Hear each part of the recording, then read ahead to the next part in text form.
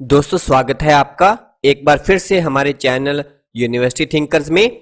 मैं हूं गुरप्रीत सिंह और हम पढ़ने जा रहे हैं क्लास 10th के सोशल साइंस के चैप्टर पावर शेयरिंग को। दोस्तों ये वीडियो का पार्ट 2 है। पावर शेयरिंग के पार्ट 1 का लिंक आपको डिस्क्रिप्शन बॉक्स में मिल जाएगा। हमने उस वीडियो में आपको बताया था कि हम कॉपीराइट की वजह से यहां आपको ओपन बुक शो नहीं कर सकते, बट अगर आप अपनी बुक सामने रखोगे तो आपको लाइन टू लाइन एक्सप्लेनेशन मिल जाएगी। और अगर आपके पास बुक नहीं है तो आप एनसीईआरटी बुक की वेबसाइट पर जाकर ये बुक पीडीएफ फ्री में डाउनलोड कर सकते हैं, उससे भी आपको बहुत हेल्प मिलेगी। दोस्तों एक प्यारी सी रिक्वेस्ट ये है कि अगर आपने अभी तक हमारे चैनल को सब्सक्राइब नहीं किया है तो आप अभी हमारे चैनल यूनिवर्सिटी थिंकर्स को सब्सक्राइब कर लें ताकि हमारे चैनल की अपडेट्स आपको मिलती रहे। चलिए शुरू करते हैं हमारी आज की video. Why power sharing is desirable. Power sharing के फेवर में दो डिफरेंट रीजंस दिए जा सकते हैं। पहला ये कि पावर शेयरिंग ठीक है क्योंकि इससे डिफरेंट सोशल ग्रुप्स के बीच कॉन्फ्लिक्ट मींस टकराव की पॉसिबिलिटी कम हो जाती है, क्योंकि सोशल कॉन्फ्लिक्ट वायलेंस और पॉलिटिकल इंस्टेबिलिटी की तरफ ले जाता है। इसलिए पावर शेयर करना पॉलिटिकल ऑर्डर की स्टेबिलिटी के लिए अच्छा है। मेजॉरिटी कम्युनिटी की विल को, इच्छा को बाकी सभी पर जबरदस्ती अप्लाई करना थोड़े टाइम के लिए अट्रैक्टिव लग सकता है, पर आगे चलकर ये कंट्री की यूनिटी के लिए प्रॉब्लम बन सकता है। मेजॉरिटी की जो टायरनी है मींस आतंक है, वो सिर्फ माइनॉरिटी के लिए ही परेशानी पैदा नहीं करता बल्कि यह मेजॉरिटी के लिए भी बर्बादी का कारण बन जाता है। पावर शेयरिंग डेमोक्रेसी के लिए ठीक है। इसके लिए एक सेकंड रीजन भी है। पावर शेयरिंग डेमोक्रेसी की स्पिरिट है, मींस इसकी आत्मा है। डेमोक्रेटिक रूल में यह बहुत जरूरी है कि जो लोग इस शासन व्यवस्था के अंडर आते हैं और इससे प्रभावित होते हैं उनके बीच पावर को शेयर किया जाए। लोगों के पास ये राइट है, अधिकार है कि उनसे कंसल्ट किया जाए कि उन पर कैसे शासन किया जाए। इसलिए लेजिटिमेट गवर्नमेंट वही है जिसमें लोग पार्टिसिपेशन के थ्रू शासन व्यवस्था से जुड़ते हैं। इन दो रीजंस में से फर्स्ट को हम प्रूडेंशियल और सेकंड को मॉरल रीजन कह सकते हैं। प्रूडेंशियल रीजन, जिसे हम समझदारी वाला रीजन भी कह सकते हैं, ये इस बात पर स्ट्रेस देता है, इस बात पर जोर देता है कि पावर शेयरिंग से बेटर आउटकम होगी, मींस अच्छे रिजल्ट मिलेंगे। और जो मॉरल रीजन है वो इस बात पर जोर देता है कि पावर शेयरिंग वैल्यूएबल है और इसकी बहुत इंपॉर्टेंस है। Forms of power sharing. Political power को डिवाइड नहीं किया जा सकता। इसी थिंकिंग के अगेंस्ट पावर शेयरिंग का आइडिया आया था। एक लॉन्ग टाइम से यही बिलीव चला आ रहा था कि गवर्नमेंट की सारी पावर्स एक पर्सन या किसी एक खास जगह पर रहने वाले पर्सन्स के ग्रुप के हाथ में रहनी चाहिए। अगर डिसीजन लेने की पावर बिखर गई तो फिर क्विक डिसीजन लेना और उन्हें अप्लाई करना पॉसिबल नहीं होगा। पर डेमोक्रेसी के आने से ये थॉट बदल गया। डेमोक्रेसी का एक बेसिक प्रिंसिपल है कि लोग ही सारी पॉलिटिकल पावर का सोर्स है। डेमोक्रेसी में लोग इंस्टीट्यूशंस के थ्रू सेल्फ गवर्नमेंट चलाते हैं। एक अच्छी डेमोक्रेसी में सोसाइटी के डिफरेंट ग्रुप्स और उनके विचारों की रिस्पेक्ट की जाती है। पब्लिक पॉलिसीज बनाते हुए सबका ख्याल रखा जाता है। इसलिए उसी डेमोक्रेटिक रूल को अच्छा माना जाएगा जिसमें ज्यादा से ज्यादा सिटीजन्स में पॉलिटिकल पावर को डिस्ट्रीब्यूट किया गया हो। मॉडर्न डेमोक्रेसीज में पावर शेयरिंग की बहुत सी फॉर्म्स हो सकती हैं। हम कुछ कॉमन पावर शेयरिंग के एग्जांपल्स डिस्कस करेंगे। गवर्नमेंट के जो डिफरेंट ऑर्गन्स हैं जैसे लेजिस्लेचर, एग्जीक्यूटिव और जुडिशरी के बीच पावर को शेयर किया गया है।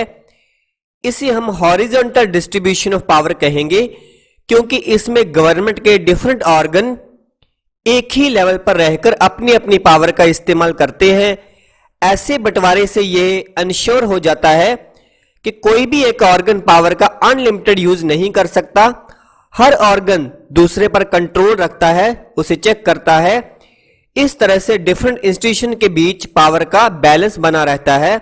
लास्ट ईयर 9th क्लास में डेमोक्रेसी वाले चैप्टर में आपने पढ़ा होगा कि हमारे कंट्री में ministers and government officials power use करते हैं, पर वो इसके लिए पार्लियामेंट और स्टेट असेंबलीज में रिस्पॉन्सिबल होते हैं। इसी तरह से जुडिशरी में जजेस को एग्जीक्यूटिव अपॉइंट करते हैं और एग्जीक्यूटिव और जो लेजिस्लेचर्स लॉ बनाते हैं, जुडिशरी उनके काम को चेक करती है। इस तरह के अरेंजमेंट को system of checks and balance भी कहते हैं। नंबर 2 पर है वर्टिकल डिवीजन।